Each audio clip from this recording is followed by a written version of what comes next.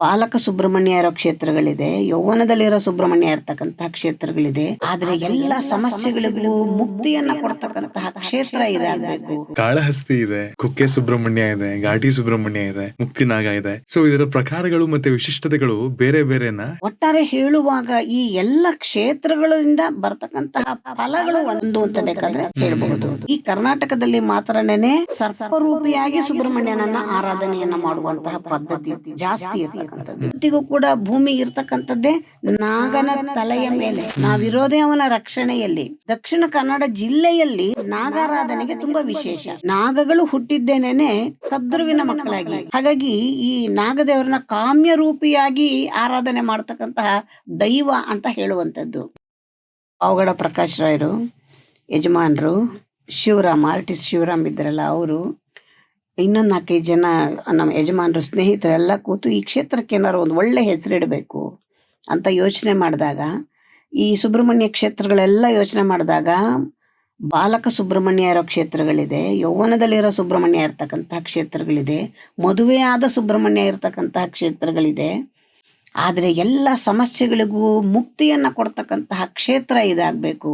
ರೋಗ ರುಜಿನಗಳಿಗೆ ಮುಕ್ತಿ, ಬೇಕಾದಷ್ಟು ಸಮಸ್ಯೆಗಳಿಗೆ ಮುಕ್ತಿ, ಆ ತರಹ ಪ್ರತಿಯೊಂದು ಸಮಸ್ಯೆಗಳಿಗೂ ಮುಕ್ತಿಯನ್ನ ಕಾಣ್ತಕ್ಕಂತಹ ಕ್ಷೇತ್ರ ಇದಾಗಬೇಕು ಅಂತೇಳಿ ಎಲ್ಲರೂ ಸೇರಿ ತೀರ್ಮಾನ ಮಾಡಿದ್ದು ಮುಕ್ತಿಯ ಕ್ಷೇತ್ರ ಅಂತ ಹೇಳಿ. ಹಾಗಾಗಿ ಇದಕ್ಕೆ ಮುಕ್ತಿನಾಗ ಕ್ಷೇತ್ರ ಅನ್ನುವ ಹೆಸರು ಬಂದದ್ದು. ಕಾಳಹಸ್ತಿ ಇದೆ, ಕುಕ್ಕೆ ಸುಬ್ರಹ್ಮಣ್ಯ ಇದೆ, ಘಾಟಿ ಸುಬ್ರಹ್ಮಣ್ಯ ಇದೆ, ಮುಕ್ತಿನಾಗ ಇದೆ. ಸೊ ಇದರ ಪ್ರಕಾರಗಳು ಮತ್ತೆ ವಿಶಿಷ್ಟತೆಗಳು ಬೇರೆ ಬೇರೆನಾ, ಇಲ್ಲ ಎಲ್ಲವೂ ಒಂದೇನಾ? ಒಂದೇ ರೀತಿಯಲ್ಲಿ ಇದರ ಪ್ರಕಾರಗಳಿದೆಯಾ? ಇಲ್ಲ, ಎಲ್ಲದ್ರದ್ದು ಅದರದ್ದೇ ಆದ ಹೀಗೆ ಹಿನ್ನೆಲೆಗಳು ಬೇರೆ ಬೇರೆನೆ ಇರುತ್ತೆ.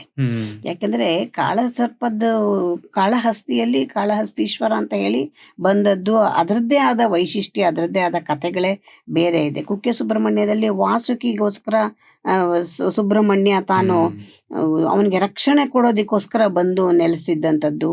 ಹಾಗಾಗಿ ಇದನ್ನ ಕುಕ್ಕೆ ಸುಬ್ರಹ್ಮಣ್ಯ ಕ್ಷೇತ್ರದ್ದೇ ಬೇರೆ, ಅಲ್ಲಲ್ಲಿ ಇದೇ ಸ್ಥಳ ಮಹಿಮೆಗಳು ಅಂತ ಬೇರೆ ಇರುತ್ತೆ. ಇವಾಗ ನಮ್ಮ ಕ್ಷೇತ್ರ ಹುಟ್ಟು ಬಂದ ಕಥೆಗಳೇನೆ ಬೇರೆ ಇದೆ, ಆತರ ಆಯಾ ಜಾಗದ್ದೇ ಬೇರೆ ಇರುತ್ತೆ. ಆದ್ರೆ ಒಟ್ಟಾರೆ ಹೇಳುವಾಗ ಈ ಎಲ್ಲ ಕ್ಷೇತ್ರಗಳಿಂದ ಬರ್ತಕ್ಕಂತಹ ಫಲಗಳು ಒಂದು ಅಂತ ಬೇಕಾದ್ರೆ ಹೇಳ್ಬಹುದು. ಏನು ಫಲಗಳು ಅಂತಂದ್ರೆ, ಸಾಧಾರಣ ಈ ಸುಬ್ರಹ್ಮಣ್ಯ ಕ್ಷೇತ್ರಗಳು ಅಂತಂದ್ರೆ ಈ ಕರ್ನಾಟಕದಲ್ಲಿ ಮಾತ್ರನೇ ಸರ್ಪರೂಪಿಯಾಗಿ ಸುಬ್ರಹ್ಮಣ್ಯನನ್ನ ಆರಾಧನೆಯನ್ನ ಮಾಡುವಂತಹ ಪದ್ಧತಿ ಜಾಸ್ತಿ ಇರ್ತಕ್ಕಂಥದ್ದು. ಬಿಟ್ರೆ ಆಂಧ್ರ ಪ್ರದೇಶ, ಇನ್ನೆಲ್ಲಿಯೂ ಕೂಡ ನಾಗರೂಪಿಯಾಗಿ ಸುಬ್ರಹ್ಮಣ್ಯನನ್ನ ಆರಾಧನೆ ಮಾಡೋದಿಲ್ಲ. ಎಲ್ಲ ಕಡೆ ಮುರುಘರೂಪಿ ಸುಬ್ರಹ್ಮಣ್ಯನನ್ನೇ ಆರಾಧನೆ ಮಾಡ್ತಕ್ಕಂಥದ್ದು.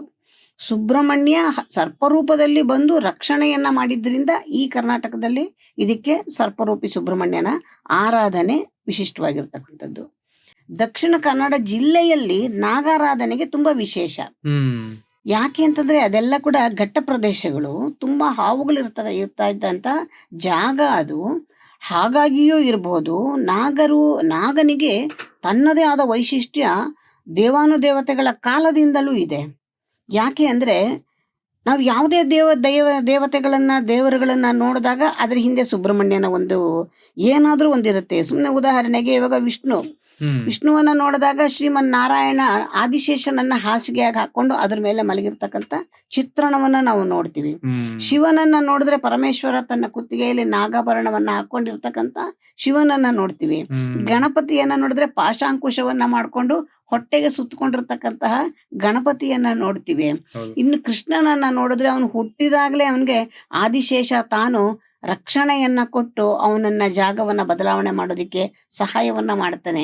ಇನ್ನು ವಾಸುಕಿಯ ಮೇಲೆ ಹೆಡೆಯ ಮೇಲೆ ನಿಂತು ನರ್ತನವನ್ನ ಮಾಡಿದ್ದು ಕೃಷ್ಣನನ್ನ, ಬಾಲಕೃಷ್ಣನನ್ನ ನಾವು ನೋಡ್ತೀವಿ. ಅದ್ರ ಬಗ್ಗೆ ಕಥೆಗಳೆಲ್ಲವನ್ನು ಕೂಡ ನಾವು ಕೇಳ್ಕೊಂಡು ಬಂದಿದ್ದೀವಿ. ಇದೆಲ್ಲದ್ರ ಜೊತೆಗೆ ಕುಬೇರ ತನ್ನ ನಿಧಿಯನ್ನ ಕಾಯೋದಿಕ್ಕೆ ನಾಗದೇವರನ್ನೇ ಆಶ್ರಯಿಸ್ತಾನೆ. ಮತ್ತೆ ಪ್ರಳಯ ಕಾಲದಲ್ಲಿ ಈ ಭೂಮಿ ಕುಸಿದು ಹೋಗ್ತಾ ಇರ್ಬೇಕಾದ್ರೆ ಭೂದೇವಿಯ ಪ್ರಾರ್ಥನೆಯನ್ನ ಮನ್ನಿಸಿ ಇದು ನಾಗದೇವರು ಸಹಸ್ರ ಹೆಡೆಯನ್ನ ಎತ್ತಿ ಭೂಮಿಯನ್ನ ಮೇಲಕ್ಕೆ ಎತ್ತಿಟ್ಕೊಂಡಿದ್ದಾರೆ. ಇವತ್ತಿಗೂ ಕೂಡ ಭೂಮಿ ಇರ್ತಕ್ಕಂಥದ್ದೇ ನಾಗನ ತಲೆಯ ಮೇಲೆ. ನಾವಿರೋದೇ ಅವನ ರಕ್ಷಣೆಯಲ್ಲಿ. ಹಾಗಾಗಿ ನಾಗನ ಒಂದು ಆರಾಧನೆಯನ್ನ ಮಾಡದೆ ಇರದವರೇ ಇಲ್ಲ, ನಾಗನ ಒಂದು ರಕ್ಷಣೆಯನ್ನ ಪಡಿದೇ ಇರೋರೇ ಇಲ್ಲ. ದೇವಾನುದೇವತೆಗಳೇ ನಾಗನ ರಕ್ಷಣೆಯನ್ನ ಪಡೆದ್ರು ಅಂದ್ಮೇಲೆ ನಮ್ಮಂತ ಹುಲು ಮಾನವರಿಗೆ ಅದು ಖಂಡಿತವಾಗಿಯೂ ಬೇಕಾಗಿರ್ತಕ್ಕಂಥದ್ದೇ. ಮತ್ತೆ ನಾಗಗಳು ಹುಟ್ಟಿದ್ದೇನೇನೆ ಕದ್ರುವಿನ ಮಕ್ಕಳಾಗಿ. ಕಶ್ಯಪರಿಗೆ 13 ಜನ ಹೆಂಡತಿಯರಿರ್ತಾರೆ. 13 ಜನ ಹೆಂಡತಿಯರಲ್ಲಿ ವಿನುತೆಗೆ ಗರುಡನ ತಾಯಿ ವಿನುತೆ, ಕದ್ರುವಿನ ಮಕ್ಕಳು ನಾಗಗಳು, ಮತ್ತೆ ಸುರಭಿಯ ಮಕ್ಕಳು ಕಾಮಧೇನು ಅಥವಾ ಗೋವುಗಳು. ಅಂದ್ರೆ ಪ್ರಪಂಚದ ಸೃಷ್ಟಿಗಾಗಿ ಕಶ್ಯಪರು 13 ಜನ ಭಾರ್ಯೆಯರನ್ನ ಪಡ್ಕೊಂಡು ಎಲ್ಲಾ ಸೃಷ್ಟಿಯು ಕೂಡ ಒಬ್ಬೊಬ್ಬರಿಂದ ಒಂದೊಂದು ಬರ್ತಕ್ಕಂಥದ್ದು. ಅಂದ್ರೆ ಹಾವುಗಳು ಕೂಡ ಇದು ಮೂಲ ಸೃಷ್ಟಿ ಕದ್ರು ತಾಯಿ ಮಾನವರಿಂದನೇ ಬಂದಂಥದ್ದು. ಹಾಗೆ ನೋಡಿದಾಗ್ಲೂ ಕೂಡ ಮಾನವರಿಗೂ ನಾಗಗಳಿಗೂ ತುಂಬಾ ಸಂಪರ್ಕ ಇರ್ತಕ್ಕಂಥದ್ದು. ನಾಗಗಳಿಗೂ ಮತ್ತೆ ಮನುಷ್ಯರಿಗೂ ಏನೋ ಒಂದು ಅವಿನಾಭಾವ ಸಂಬಂಧ ಮೊದಲಿಂದನೂ ಇದೆ.